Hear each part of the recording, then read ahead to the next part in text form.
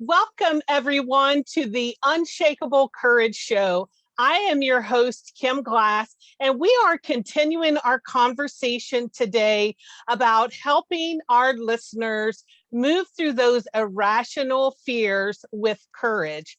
I have some exciting guests that are joining us today, and they're going to be sharing their experience and their journey of overcoming an adversity or a fear. And then they'll also be sharing with us what are they doing as a result of that? And what was the light bulb moment that helped them to shift from being a victim of fear to a victor, not only in their story, but impacting other people? So without further ado, I want to bring on our special guest and share with you. Mistie Layne is going to be joining us first. Mistie, I'm so excited that you have chosen to join us today. I see you sitting in your car. I know that you are working in the medical field. I'm just so honored to have met you along this journey and to see everything you're doing, not only for your patients, but in your business through your own adversity. So I'm going to start with you. And can you share with us, give us some little insights? I know we're all collaboration book authors in the #1 best-selling book, Fearless Yay. Entrepreneurs. Woohoo! We don't That's want to right. give all the goodness away because there's over 25 other authors that you want to read about. But Mistie, will you join us and share with us a little bit about your adversity and what all this fear that you overcame? You're just oh my gosh, you're just such an inspiration. I'm so blessed to know you and would love for you to share to our listeners, what is that adversity that you've overcome? Well, for me, it's all about fear of judgment. Fear of judgment kept me silent for a very, very long time. I went through a lot in my life, as we all have ups and downs in our lives. Every one of us has a story to share or to tell that someone else can find beneficial. Mine just seemed to have one thing after another, after another, after another. So I've gained a little resiliency along the way, which has given me some credit, because after we've gone through something, we become an authority on it. So my fear was about judgment, of being transparent about some choices I had made in my life. I was in medical school studying to be a surgeon. At the age of 32 years old, I tried my first line of cocaine and became addicted to it, and went on a 10-year battle with crack cocaine that was just the devil. It was the most horrific time of my life. It brought about a domestic abuse relationship. I was held hostage at gunpoint. I mean, I put myself out there in so many situations, and a lot of people have adversity as far as cancers or, some type of disability or one thing after another. And unfortunately, my adversity was all around my choices in life. I chose poorly. I didn't respect my moments of choice.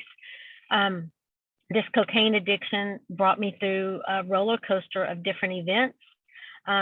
Like I said, mostly all of my own choice, but the way it ended was I ended up getting attacked and robbed and lost control of my car. And on September 18th, 2007, I killed somebody in a car wreck and went to jail and was facing a 40-year prison sentence. And I tell you, I've never been suicidal, but to find the will every day to get up and take a breath and want to live, I struggled. I struggled immensely with it. And I went through a period where I just didn't know what was ahead of me. I thought I had lost everything. And I used writing. Writing saved my life. I sat in jail. I wrote my own book, What Goes Up, which is a story of my life during my jail time, and it turned everything around for me. I was able to see that I was in pain and I needed to help myself. I needed to dig deep and find self-forgiveness, which is huge. And people don't realize forgiving yourself is just equally as important as finding forgiveness for someone else. You have to find that place within you to forgive. And so moving forward, I got out of jail. I didn't do the 40 years. I was so blessed with a 5-year prison sentence. I got home, rebuilt my life, and was too ashamed, that fear of judgment, to let that book out, because I didn't want the people in my new life to know about that ugly person in my old life. So it wasn't until that monumental moment that my first grandbaby was born on her due date, and got stuck in the birth canal and came out with a severe brain injury, was blind, deaf, couldn't suck, couldn't cry, couldn't hold her body temperature. And I actually let the devil convince me that that was my fault, because see, she was born on the exact same day, September 18th, that the wreck had happened. So I thought it was my punishment for all the wrong I had done. And that's at that moment when I realized God saved me. Mistie, he saved you for a reason.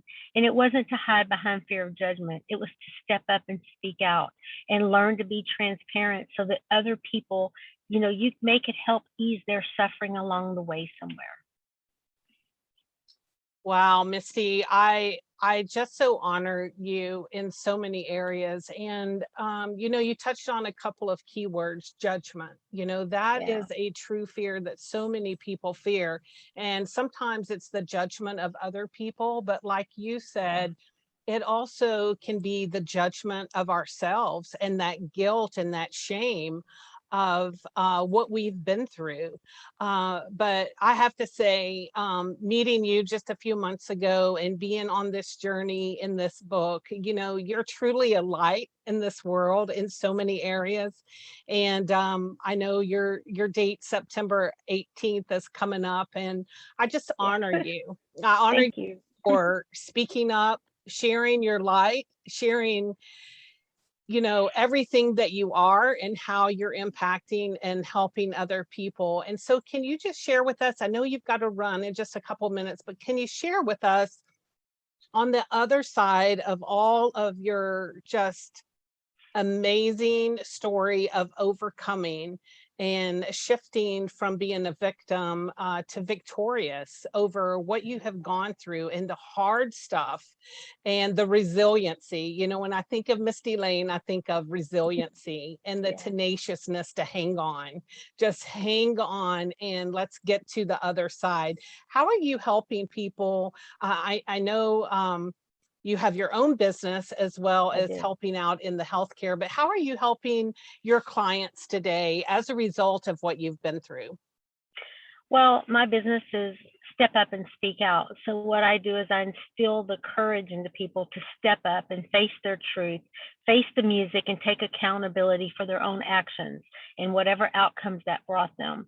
And through that, I go a step further, and then I instill the confidence in them to speak out. So once they've stepped up to it, I teach them how to speak out about it and how that is healing. The best thing you can do for someone else when you're in pain, or when you're self-judging, or when you're in a pity party, on yourself, is to reach your hand out and find someone else that's not even at your level, and just pull them up one rung on that ladder to a little bit better place than they were before. And when you do that, it takes the focus off of us, and it heals us somehow. It makes it better, and we're helping others. So that's what I do. I instill courage, I instill confidence, and then I show people that through that they can empower other people. So it's all about learning to be resilient and empowering people along the way by stepping up and speaking out. That's so awesome, Mistie. I so appreciate that. And can you give our listeners, and maybe spell out your website, and how can our listeners connect with you and get more of your incredible insights and moving through whatever your obstacle is? Mistie is definitely an ear and a help with her heart, and helping you to move through whatever you're going through with courage. Thank you. Yeah, so my website is stepupandspeakout.com. It's just the word step, STEPUPANDSPEAKOUT.com, stepupandspeakout.com. So what I offer is I have a collaboration book actually with Linda coming up, Women Action Takers Who Step Up and Speak Out. all about using your past experiences to empower others, instilling, inspiration in others with our own inspirational stories. And then I do Write to Ignite Women's Empowerment Retreats, where I teach people how to use writing to step into their purpose, step into it. You've gone through it for a reason. You were hand chosen. You've survived it. So suck it up, Buttercup. Now it's time to get off that oh poor me thing, that victim mentality. Now it's time to step up and use it because you survived it.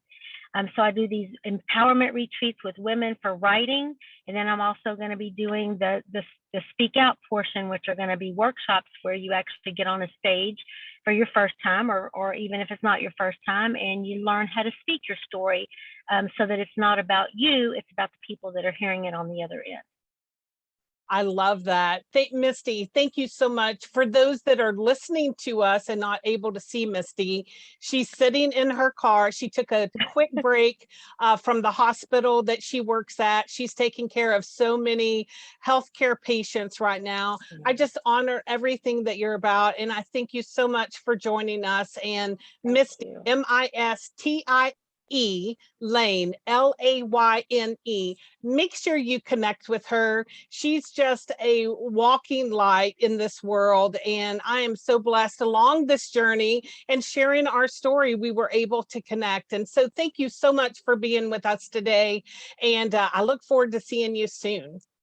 Thank you for having me. And I will be listening. I won't be on screen, but I will be listening to the other authors. And thank you all for being a part of this wonderful adventure together. Bye-bye. Thank you. Have a great day, Mistie. You too.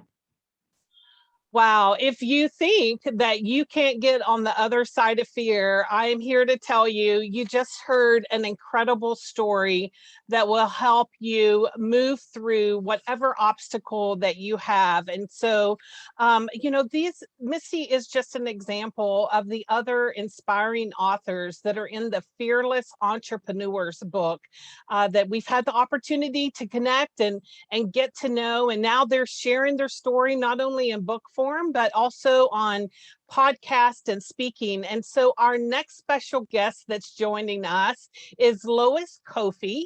And Lois, I would love to ask you the same questions. We're just going to sit here for a little bit of an interview, but can you share with us your story of overcoming adversity and fear in your life to our listeners? Gosh, it's such an honor to be here and especially to follow Mistie. I didn't know the full extent of her story, and oh my gosh, my heart is touched. So thank you, Mistie, for sharing that. For me, it's so cool. I've been studying the addiction to fear that we have as a society, and I didn't understand it because I was an Ironman triathlete. I was super successful in sales right out of college, all of the things, right? I wanted to be a millionaire by the time I was 30. However, because I was in real estate, you guys all know what happened in the recession. I was over leveraged. I had three, not one, not two, but three real estate related companies at that time. I had a sales team. I had, a mortgage company. I had multiple investments. So all of my assets were tied up in that whole fix and flip craze. And as you can imagine, instead of being a millionaire, which I was technically on track for at age 27, instead of being a millionaire by the time I was 30, I lost everything. Became homeless, had multiple foreclosures, couldn't pay my bills, my bank accounts were cleaned out, and my car was repossessed the day before my 30th birthday. Quite the birthday present. And I didn't know at the time, but I would downward spiral into depression. I wanted to focus on what I'm doing now. I wanted to become a sales trainer, have my own shingle instead of selling for real estate companies or for other people. I wanted to lead with Lois. And I was so devastated. Even my family treated me harshly. I was homeless, right? And here I had lost everything, and everyone scattered to the wind, and I felt so alone. And I tried to become a sales trainer. I wanted to be a speaker. I even did write my first book during that time, but I felt like such an imposter. I even had two people say to me, "Who's going to listen to you, Lois? Because you just went through all of that loss," right? And so I felt like an imposter. And so instead of pursuing my dream and having that fear of failure hanging over me, I chose to go the path of least resistance, which was for me health and fitness. For me, it was again going back and selling for other companies. I started a family. I even manifested an autoimmune disease in my throat because I was so afraid to speak my truth. And what that caused for me, and I feel like I see it a lot in society, it caused me to go on the hamster wheel. It caused me to work 7 days a week. I chose to be busy. I chose to drink too much alcohol. I chose to numb myself because I didn't want to feel the pain of the fear and look in the mirror and actually say, this isn't you. So I avoided my truth for almost 13 years. The pandemic hit, and I recognized through, all of a sudden having to homeschool, all of a sudden having my brother die, my mother die, and 2 friends commit suicide, all in a very short window of time. It all happened back to back to back to back. It was like a wake-up call. And actually, this book, The Invitation from Linda, and being able to slow down for once. Lois actually slowed down and started questioning, what am I doing? I'd gained all this weight from drinking and eating too much and feeling sorry for myself, really, and allowing the fear to get the best of me. I said, life is short. All of these people, the pandemic, of course, causing death, my friends dying, my mom, my brother, who wasn't that much older than me. I'm like, I'm here for a purpose. I'm still drawing breath, and I'm allowing fear to control me. And so I woke up, and not having any online business, having zero online sales experience, not having an email list, not having a podcast, not having any of the things that I have now, I was able to start from scratch, rebuild myself, and launch Lois. So I launched a podcast, I built an email list, I built a tribe online, again, not having any of that before, and was able to go from $0 a month to 5 figures, and then multiple 5 figures a month. And before that, when I was in that workaholic mode and not being able to speak my truth, I was always capped. I could never make more than $5,000 or $6,000 a month. And that was a good month. And I believe that by speaking my truth, releasing the fear, or as Linda says in the title, fear less, be more, I was being more instead of the worker bee and the doing, and forcing. And so I found my freedom through all of that, and got on the other side of fear and really looked it in the face for what it was, and recognizing I didn't have to be held hostage by that any longer.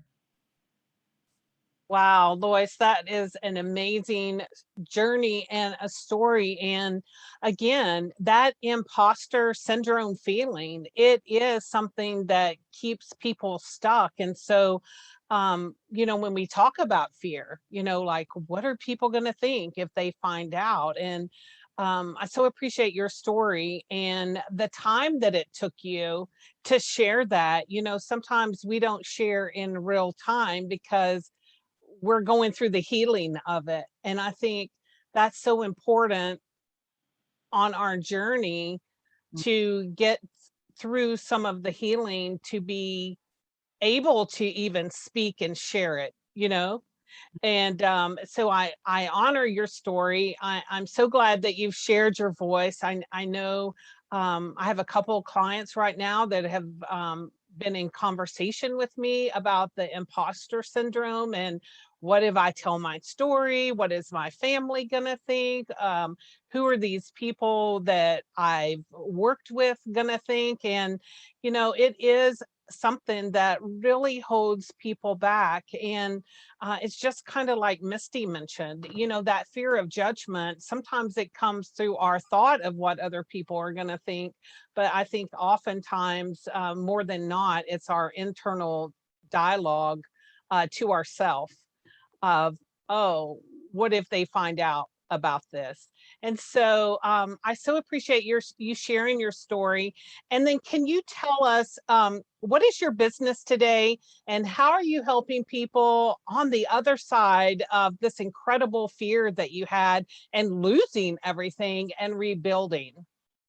Yeah, it's so cool. When you look back, hindsight's 2020, no pun intended, because I know last year was 2020, and I feel like it helped, take the veil off, and I realized, oh my gosh, this is why I went through all of that. This is why I'm here. I'm 44 years old as of last week, and I'm like, finally figured it out.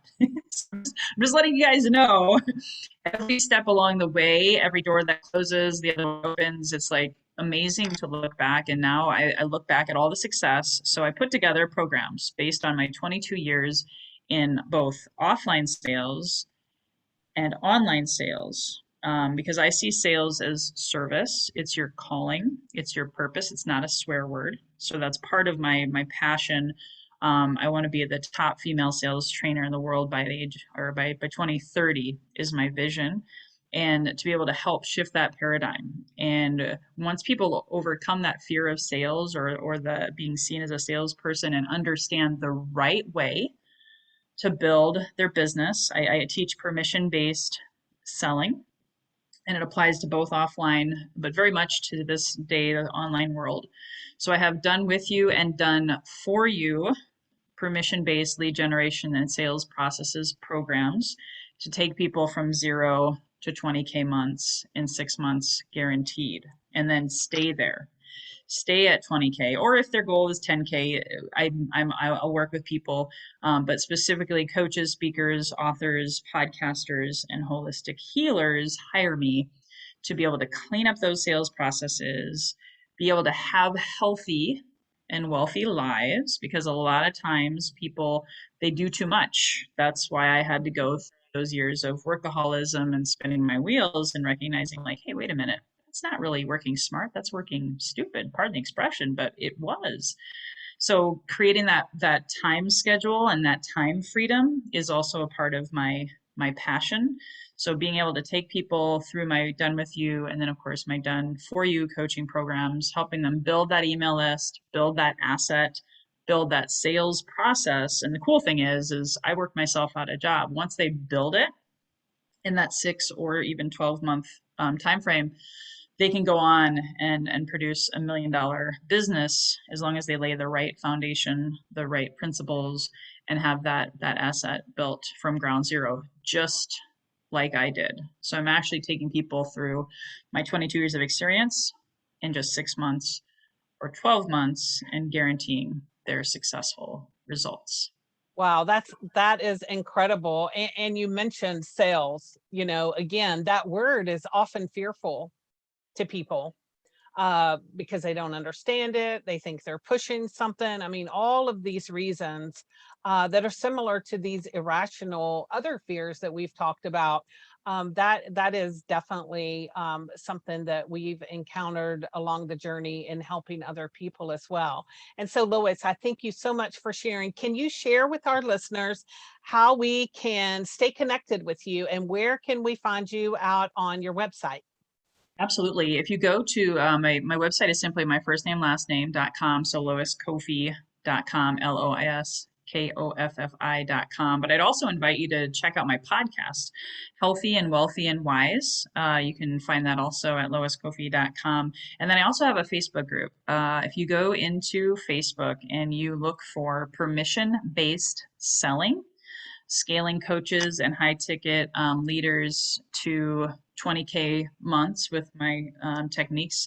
It's free. It's an opportunity to learn from me for free and be a part of my tribe and my community online. Awesome, Lois. Thank you so much for being with us today. I know we're connected. We are in this Fearless Entrepreneur book together, and I'm just so inspired by your story. From having this big goal and this vision to losing it all, and not only helping yourself, but helping other people in their lead generation and sales mastery. So, thank you so much for sharing with us today. My pleasure. Thank you. And for those of you that want to hear more empowering stories about other fearless entrepreneurs, you're going to want to get your hands on the Fearless Entrepreneurs book. And you can find that at thefearlessentrepreneurs.com. And one of the things that I love about what Linda Sunshine West, our mutual connection that got us all connected on this incredible project, is we had the opportunity to select a nonprofit. So all of the net proceeds from this book sale are going to Lemonade Day.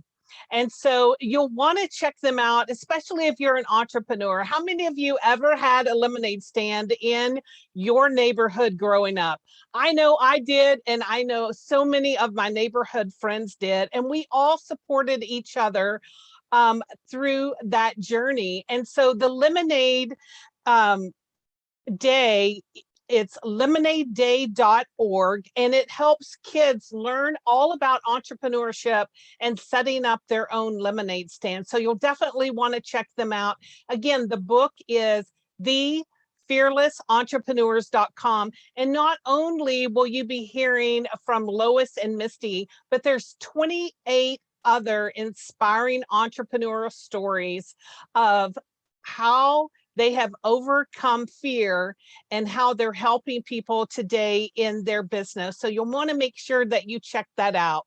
I thank you again, Mistie and Lois, for joining us today on the Unshakable Courage podcast. Again, I'm so honored to be on this journey with you and to be connected and sharing your story and your voice to our listeners. So make sure that you join us next time on the Unshakable Courage podcast, where we will be interviewing other incredible people that have overcome adversity, that are living their truth today and sharing their journey and experience to help other people move through fear. You know, I'm on a mission to give the insights, tools, and resources because no one should live in fear. Thank you all for joining us. Have a great day, and we'll see you back here next week.